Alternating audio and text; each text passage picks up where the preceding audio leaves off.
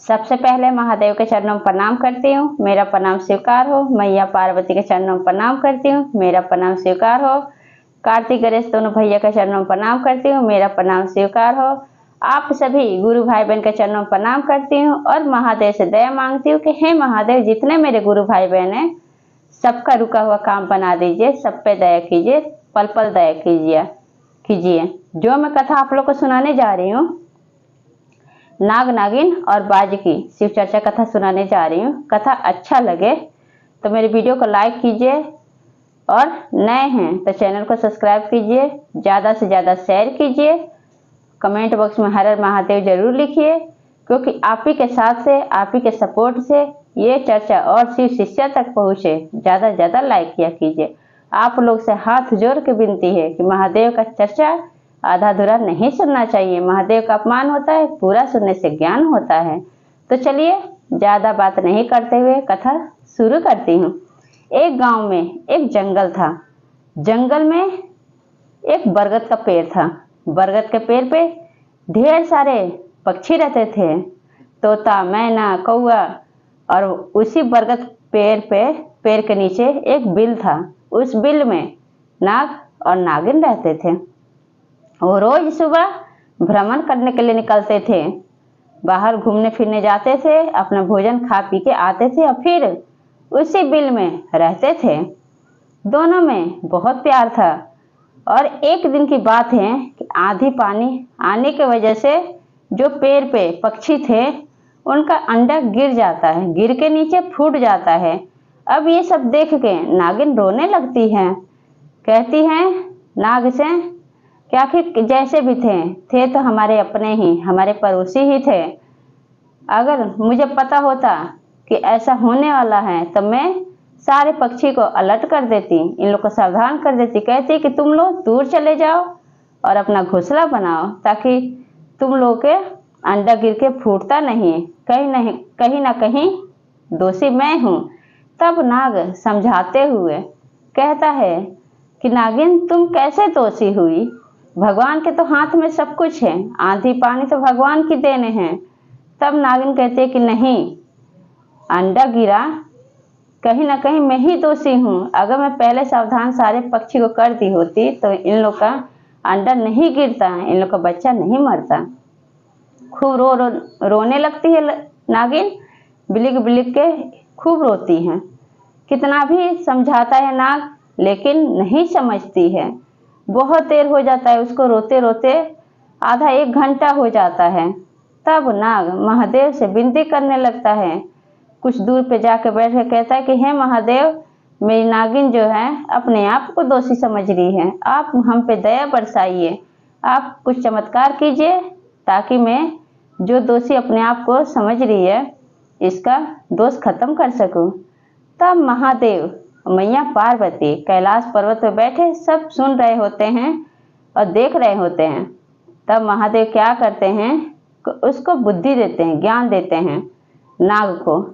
तब नाग वहां से उठ के आता है और आके नागिन को ले जाके बगल में बिठाता है और कहता है कि आज मैं तुम्हें एक बढ़िया सा कथा सुना रहा हूँ। जैसे तुम निर्दोष होते हुए खुद को दोषी मान रही हो, उस तरह से तुम ये कथा जब सुनोगी तो तुम्हारा सारा निर्दोष जो हो, दोषी समझ रही हो, सारा दोष खत्म हो जाएगा और तुम समझ पाओगी। शुरू से अंत तक सुनना। तो नागिन सुनने लगती है। तब कहता है नाग कि एक गांव में एक राजा थे। राजा बहुत प्रतापी थे। राजा सारे जितने भी अंधे थे सबको खिलाते थे, भोजन कराते थे और राजा बढ़िया बढ़िया वस्त्र भी देते थे अंधों को, बहुत सेवा करते थे। राजा साहब महादेव के परम भक्त थे। गांव के सारे लोग बहुत खुश रहते थे।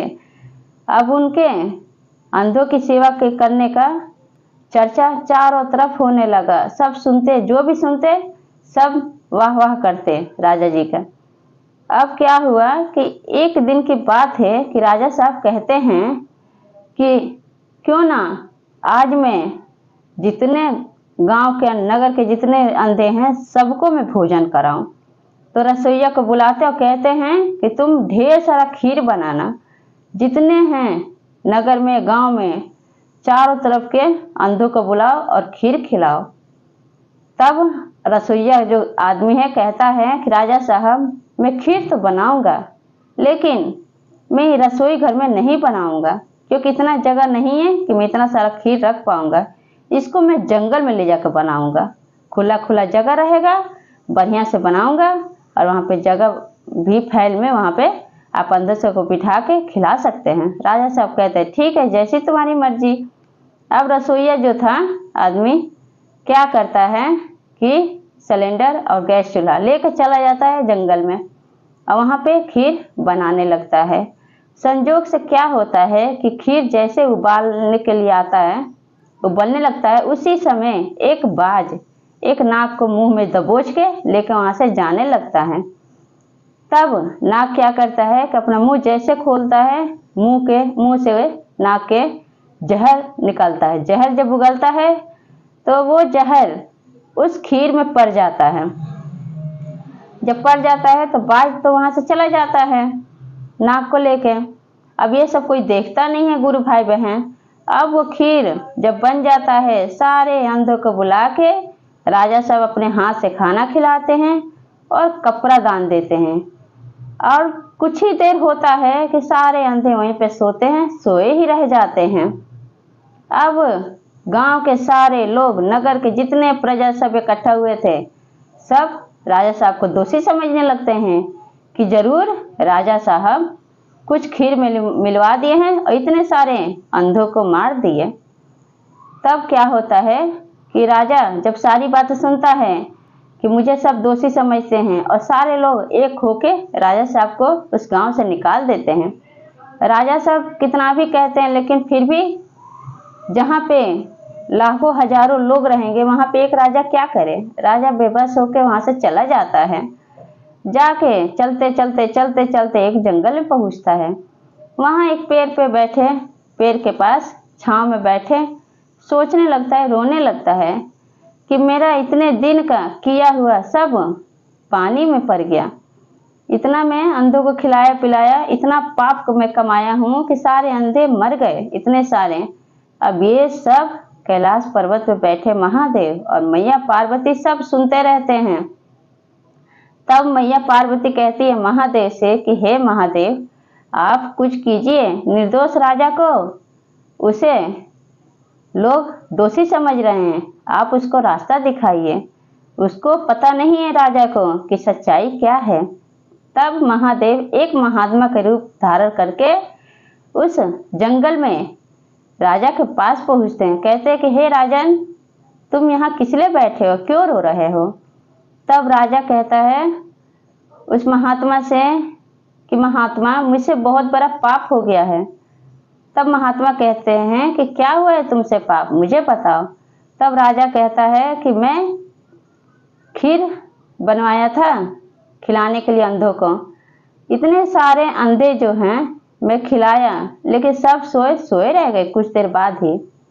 तब महात्मा कहते हैं कि तुम्हारे इस समस्या का हल बस यही हो सकता है कि तुम यहाँ से कुछ ही दूर और अंदर जंगल में एक झोपड़ी है, झोपड़ी में एक भाई और एक बहन दो रहते हैं। बहन महादेव की सच्ची शिष्या है, उसको कुछ शक्ति प्राप्त है, महादेव उसको कुछ शक्ति दिए हैं कि वो कोई भी समस्या होता है, लोग वहां जाते हैं, अपना समस्या उसके सामने बताते हैं, वो देख के ही बता देगी कि आखिर इसमें दोषी कौन है।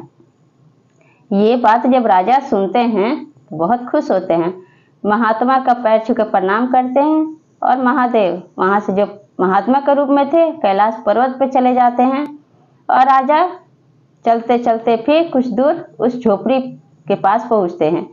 जब झोपड़ी के पास पहुंचते हैं तो वहां पे भाई बहन दो ही रहते हैं। तब जब लड़की देखती है तो पूछती है कि राजा साहब आप यहाँ कैसे। तब राजा सारा हाल बताते हैं कि कहते हैं लड़की से कि मैं से बहुत बड़ा पाप हो गया है। लड़की कहती है क्या पाप किए हैं।